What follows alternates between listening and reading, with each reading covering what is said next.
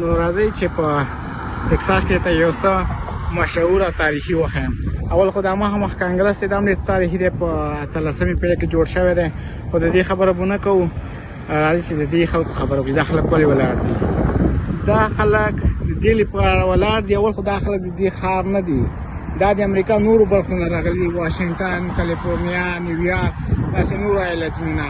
دا خلک د دې لپاره راغلي سیالګر دي، دا اوس نور هم راټولېږي، دلته به اوس په زرګونه خلک ودرېږي. دا د دې لپاره ودرېږي دلته هر ماښام چې دې پل لاندې 1.5 میلیون شوپرک دي. شوپرک چې د شپې وي د ورځې نه ښکاري، نو هغه نو کله چې ماښام کېږي مازدیګر کېږي، دې وخت کې دا شوپرک راوځي، ځي شکار پسې، خوراک پسې، نو ډېره ښکلې مناظره خپروي. تقریبا دا اسمان ټول تک تور کړي، نو ټول خلک د دې دپاره ولاړ چې تر څو دغه نظاره وګوري.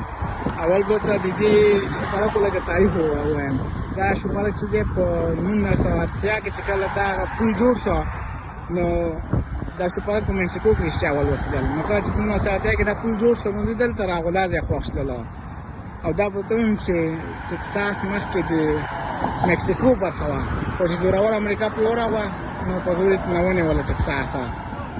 نو بیا دا په 1845 کې نو دا بیچارهګان شوپرک اوس دا سوچ کوي چې مونږ اوس هم په خپل ملک کې، خو نه، دوی په خپل ملک کې اوس نه دي، دوی په پردي ملک کې دي، مهاجر دي یا مسافر دي یا چې رقم دي، خو په پردي ملک کې دي، اوس په خپل ملک کې نور نه دي. په دې اوس هم دا سوچ کوي مونږ په خپل ملک کې یو. دا تقریبا 180 کاله وشول چې ټکساس د امریکا برخه ګرځېدلی دی، او دوی 40 کاله وشول چې دوی پل لاندې راغلي دي اوسېږي. او دا خلک دي ورزش کوي، سایکلونه خپل ورسلي دي. او دا د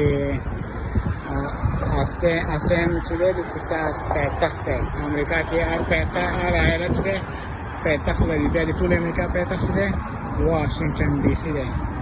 او دا کانګرس چې ټکساس لپاره فیصلې کوي په دې